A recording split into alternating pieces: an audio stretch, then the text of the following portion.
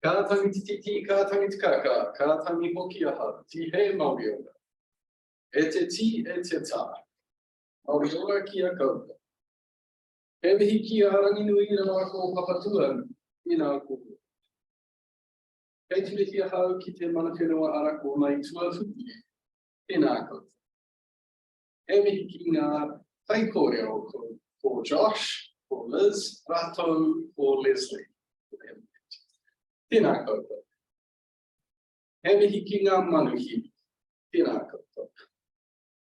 E tu ana ahau he māngai mō Aspire Canterbury. Ko wai au no ingarangi ko ko tirana o ku tikuna. No te whanganui atara ahau. He kai arataki ahau ki te kura o Pito Ellenvale me te kapiako o Whānau. Ko Graham Eastwood tuku e kua. Ko te tūmanako nei, kia pai te wā kiko nei. Nō reira, tātou mā, tēnā koutou tātou. Kia ora, welcome. I'm just here as the mouthpiece for Aspire today, but I work for Aspire, I work up the road at Pito Ellenvale School. So, welcome to everybody today. I'll just quickly cover what I talked about, just in case my writing was too small to read. So, hear the cry of the titi, hear the cry of the kaka, hear my cry.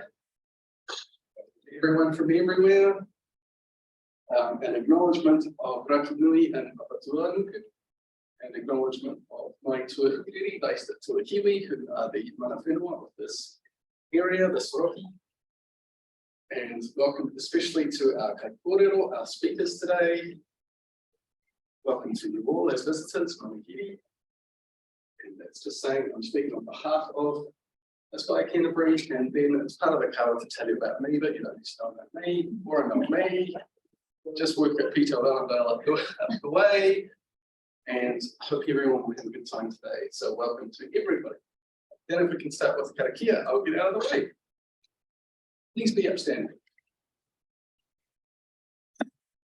If you've done this before, if you know this one, you can speak along. If you don't know this one, at the end we'll say huie, tai, kie, all together. Okay, tākina te karakia, tu taua mai. Tu taua mai I roka, tu taua mai I rā, tu taua mai I roka, tu mai I wāho, kia tapu ai te maru tu, te mauri ora ki te kātora, tai ki. Kia ora koutou katoa. Welcome everyone. Thank you for joining us today for this transition seminar. I really appreciate you all taking the time to come here, especially the speakers. We know this can be quite a challenging and stressful and anxiety-inducing time, so we hope that the information throughout this series can help to give you a little bit more information. And we really want you to feel like this is a safe space. We really want you to be able to ask all the questions and concerns that you may have. So on the agenda for today, Josh is going to talk about his experience after school. We've got Liz from Ministry of Education, Lesley from Lifelinks, and we'll follow that up with a little Q&A. We've got a few questions that have come through the registration, but please shout out and ask all of your questions. And then we've just got some light refreshments afterwards, so we can all mingle and have a bit of a chat. And that is us. So next speaker up will be Joshua, if you'd like to come and speak. Josh, and I would like to tell you about my time at Project Surge. I was very lucky to get a game playing in the Project Surge program, which runs for the hospital. Before joining Project Surge, I spent 5 years in the Euro unit at McNaughton High School. Project Surge is a one-year program to train us towards getting a job in the future. Usually we do 3 to 10 week internships throughout the year in various areas of the hospital, but this year our first internship went to take place in the hospital because of COVID. This meant we did more classroom work and also a lot of window cleaning and working in hospital grounds. I felt really lucky as Aaron let me drive the golf cart sometimes because he knew I liked to drive a car one day. For my first internship, I was put in the catering area.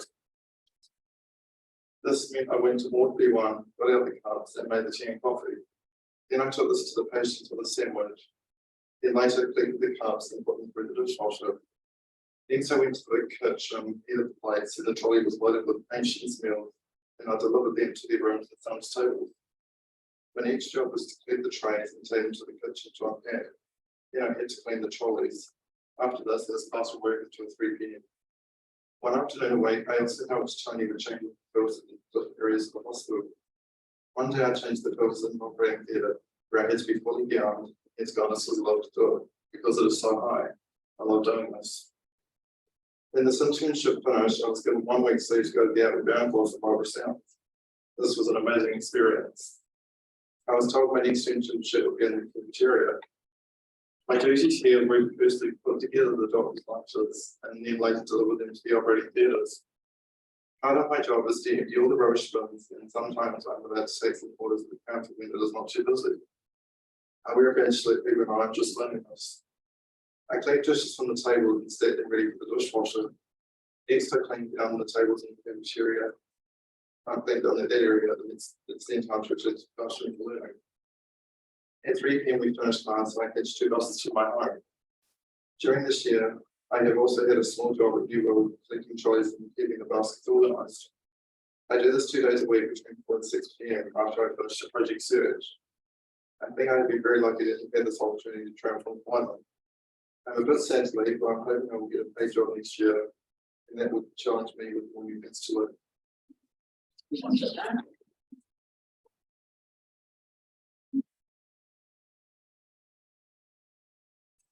Thank you very much, Josh. So next up, we have Liz from the Ministry of Education.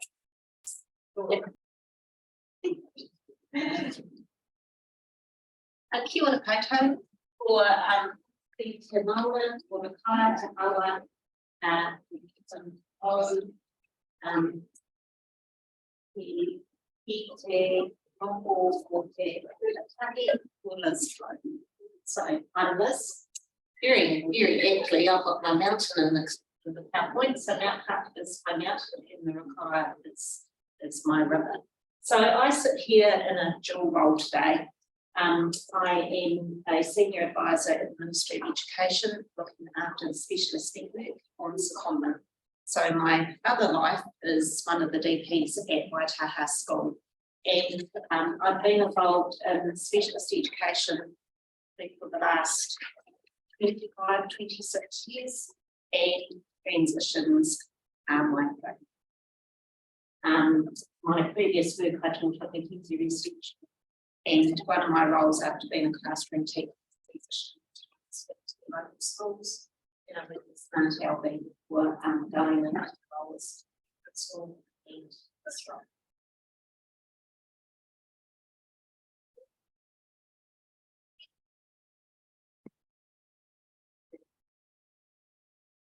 So Josh, I really just want to acknowledge you. Your speech was amazing. Thank you. You did really well and really outlined all the things that you do in your internships. It sounds incredible. So what I'm going to talk about today.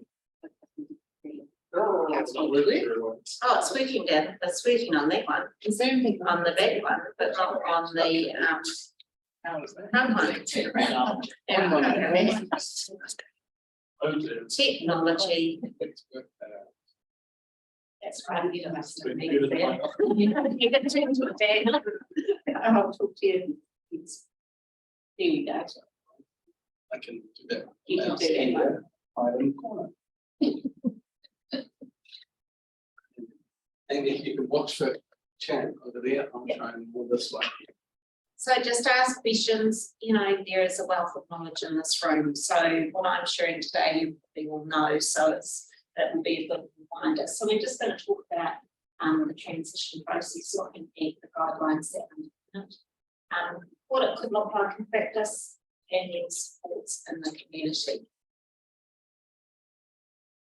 So we all experience transitions. You transitions every day. So that one didn't work down there. Yeah. So that one. No, that one's not working. The one with the spout. We just can't move. No, it's doing 2 different things to be honest. Here we go.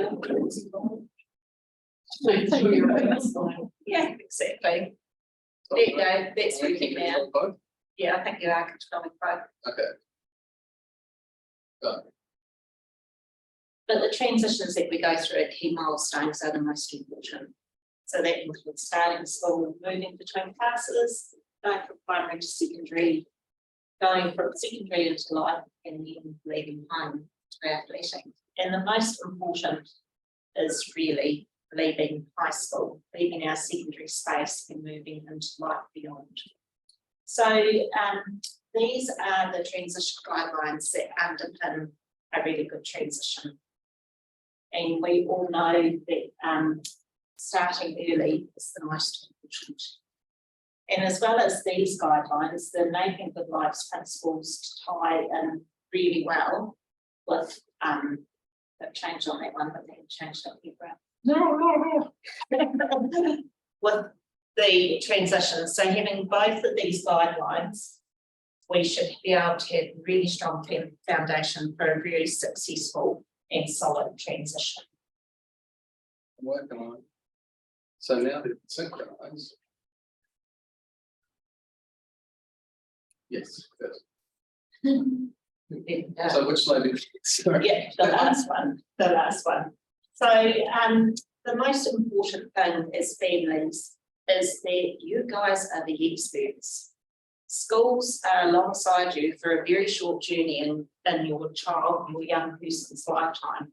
So, you know, we are walking that journey with you. We don't know what it's like to be in your journey, but we are walking beside you to be really well supportive and help in any way.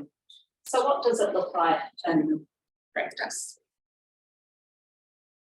So it looks like a really solid partnership between the school, between the young person and the whānau, because we want you guys to take the lead in your transition.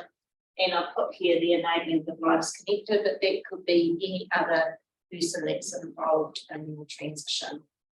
So it could be, if you're doing Project Search, it could be Linda's team here from Project Search, it could be somebody from WorkBridge, it could be somebody from Connect, those things. And it's about an honest partnership where you build those trusting relationships to be able to have honest conversations. And that can be really difficult. And if we leave it too late in that transition process, before we start thinking about transitions, then we could have a bit of a fracture. So this is what it could look like in practice, that you're starting early. So starting in that year 9-10 level, if you are going to use EGL, make sure you've got your connector, that you're starting to build that relationship with them, that you're starting to develop that good life plan, because we want our young people to be successful in their lives. That doesn't necessarily mean having a job, it could be volunteering, it could be participating in the community, so everyone is having a good life. Important parts of transition is having that work education program where you get to experience everything that you want to enjoy. So it's based on your interests and your strengths. So Josh, when you went to Project Search, what was one thing that you really was interested in learning about? Catering. So you, Linda would have organised some work experience in the kitchen for you, so you learned all of those skills. Yeah. And that's really underpinned by research, where we can have a work education program that is developing those skills that the young person is interested in. Then they can go out to employers and say, hey, I've got all these skills. Will you let me come and work at your place? Also about teaching explicit skills. So the employability skills, there's a series of them which ties in the Enabling Good Lives principles. Teaching those skills, what does it look like to be organised and meeting timelines? What does it look like to be able to understand that relationship between your friends, your workmates, and then your family, because sometimes that gets blurred. And as you go through the year, you should be able to have all of those work experiences. So when you're in your final years of school, you're out in the community and participating. And that will look quite different if you're in a specialist school or if you're in a high school. So this bit, if you're in a high school and you choose to go to project search, that's where you'll be developing that work knowledge and practice and getting out into the community. Are there any comments around that? Questions? Some things that are just happening in the community at the moment. The three specialist schools are developing transition hubs. Ferndale and Allendale are going to be working together in a membership space at Phillipstown. Hopefully that will be open to 2. And Waitaha has got a transition hub in Rolleston. Now they're not just for those students, they're for any students that have got WILS funding. So they can go in and access the programs and things like that. With the aim of really preparing our young people for the community, but also the community for our young people, because it's really important. And that I think we've got a big role in that. So we're doing lots of work with work experience and employers around helping them break down the barriers. Project Search do a great job with their internships, and internships, work experience based on internships has really got strong evidence behind it that it's really successful for our young people. The Te Pukenga collaboration, ARA is now Te Pukenga, and they're looking at ways to open up pathways for our young people to participate in courses. So they're working with the specialist schools. So hopefully in term 2, there'll be a pilot year around opening courses up for our young people. So they can sit in on the courses of their interests and develop their skills, but not have to sit the exams that are required in those courses, but still learning. If you're in high schools, careers advisors, Grant Ritchie from the Ministry of Education is a transition, who's in charge of secondary transitions. He works really well with careers advisor. He's got a real interest in working with people with WILS funding or disabilities. So he's a good person to have.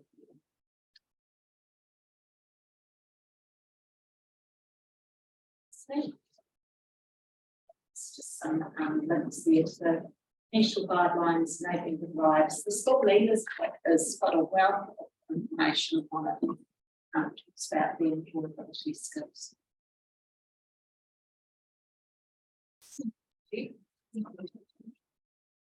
Just going to talk about a little bit about the structure and then Lifelinks students of the eligibility criteria, the referral source functions and disability services.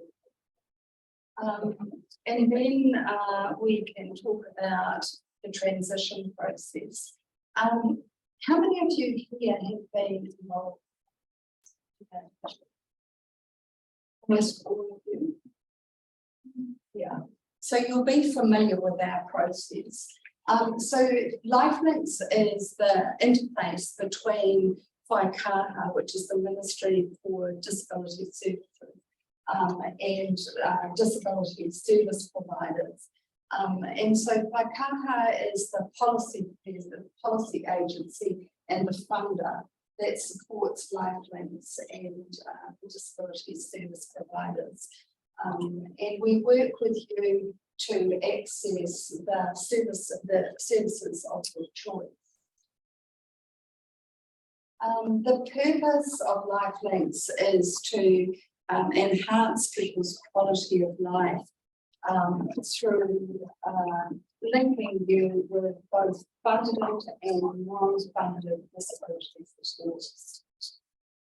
We are contracted to deliver outcome planning and coordination services to people aged 0 to 65.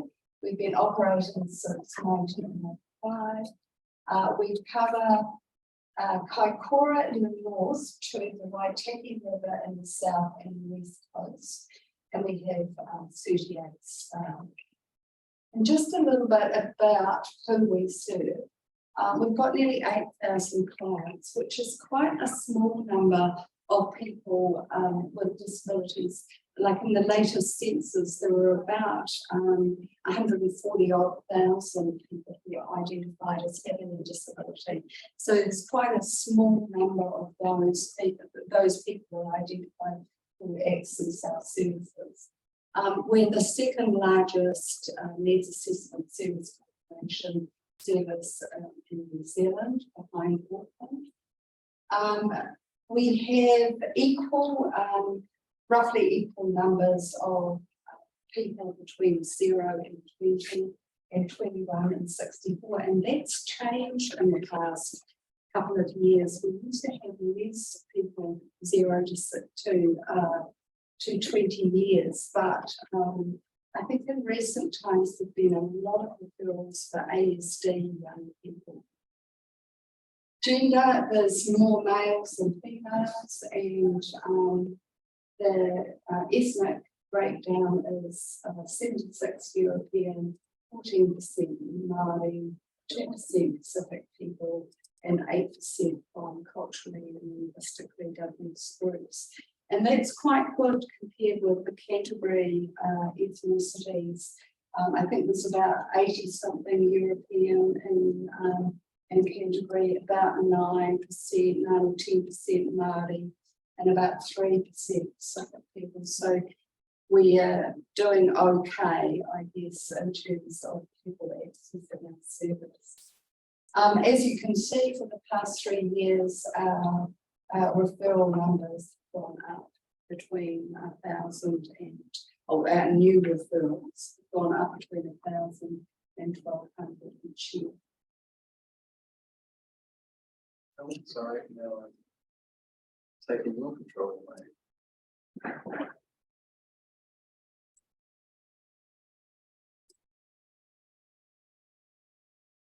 Okay, so who's eligible to access Lifelinks services? People aged 0 to 65 who have an intellectual, sensory, physical, and neurological disabilities. Neurological disabilities are those with Huntington's, multiple sclerosis, those kind of things, and people on the autism spectrum. You've got to be a New Zealand citizen or resident, and you've got to have the disability for at least 6 months. Who can make a referral? Anyone can make a referral. It's really important to have the diagnosis in writing associated with the referral. All referrals are with the client's consent, and there's no cost to it. So what services did Lifelinks carry out? Outcome planning, outcome coordination. So with outcome planning, you are allocated a worker. They will negotiate with you where the meeting will take place. It most often takes place in your homes, as those of you who've contacted us in the past will know. The coordinator, the planner should explain to you your rights. So your rights include being given full information so that you can make decisions, for example. That you should be told about the support people that you can have with you, and that's either Whānau or professional supports. And there's a list of advocates in the Disability Information Services website. You must give informed consent, and by that we mean that you must be told the purpose of collecting the information, and that information is confidential except where you tell us that you are at risk or at risk of hurting someone else. And they must explain to you the feedback processes, so our survey complaints process. Outcome planning is individualised and undertaken at the client's pace. And once the outcome plan is developed, you're sent the outcome plan to check, and it's signed off. it covers a whole of life histories. And so you're identifying the goals you want to achieve, what's working well, what's not working well. And I think it's really important that you explain how life really is, you know, that we can only put in place supports on the basis of your information. So, you know, don't be afraid of holding back, I guess.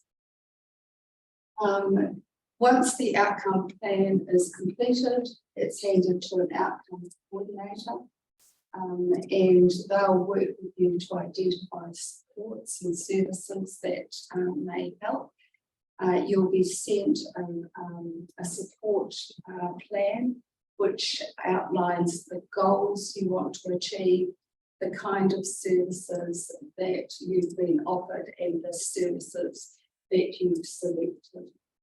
It should include both government and natural supports or mainstream services. And then the coordinator will refer you to those services and monitor those services. So what kinds of publicly funded disability supports can clients be referred to?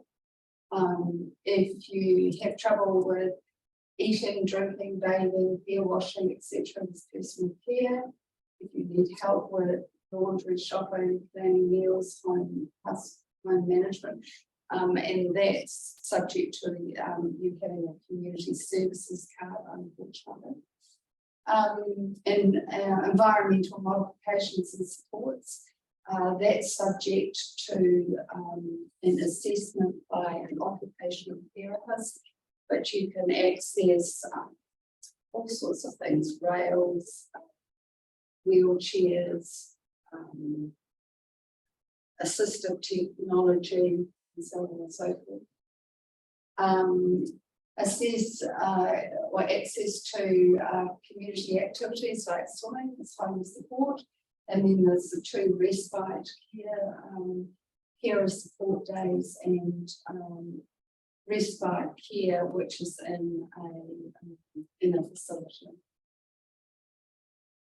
Then there's supported independent living. So if you're living in a community that you need help with budgeting, shopping, cooking, you can access that through CCS. And then there's residential services. There's disability support, special disability support services for people with ASD. So there's the DIAS, which you guys are providing information. There's parental education for preschoolers, tips for autism is between 11 and 16, and growing up with autism is for older children. There's ASD communication and behaviour support, which is about supporting people to grow their skills, to manage anxiety, for example, and sensory processing.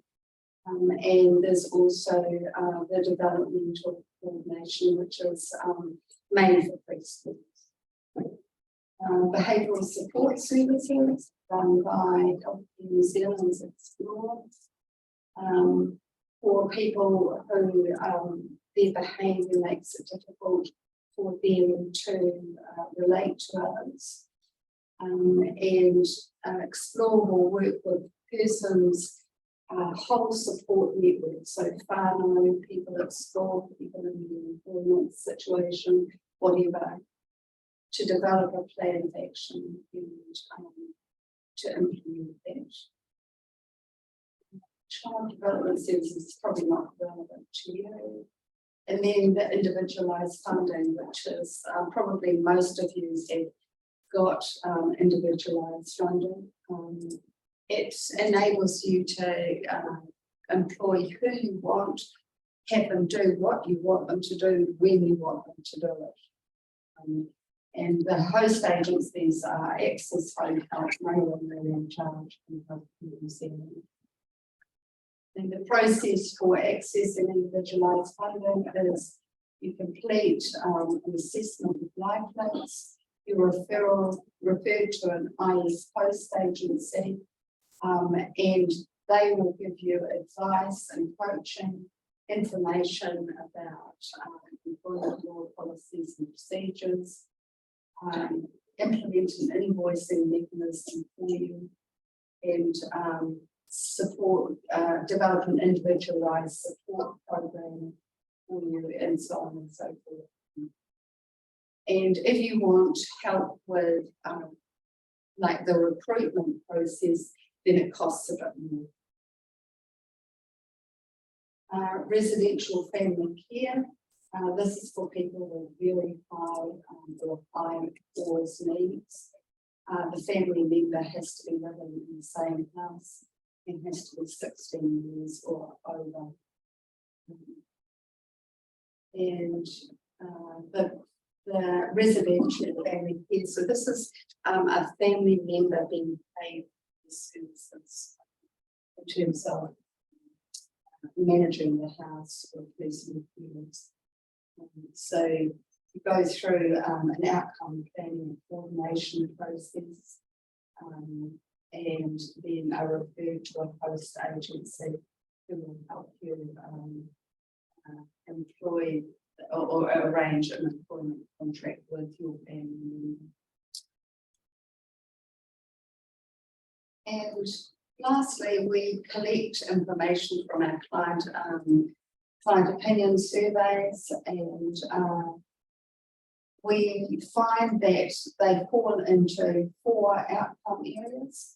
So increased self-care or independence, or increased independence in the community, reduced stress and improved family functioning, increased participation in employment training and voluntary work, and increased participation in leisure activities. So in terms of the transition, that gives you a broad outline of the sorts of services we offer. So we mainly work with EGL, and so you would undertake an assessment with Lifelinks.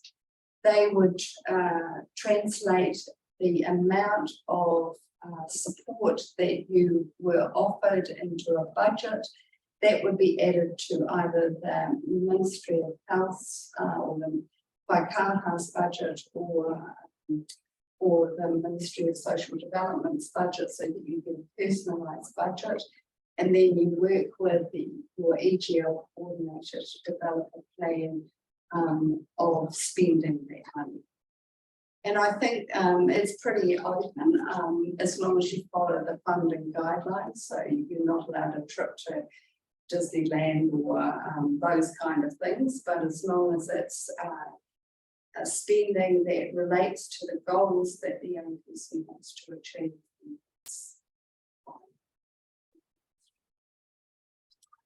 Right, that's me.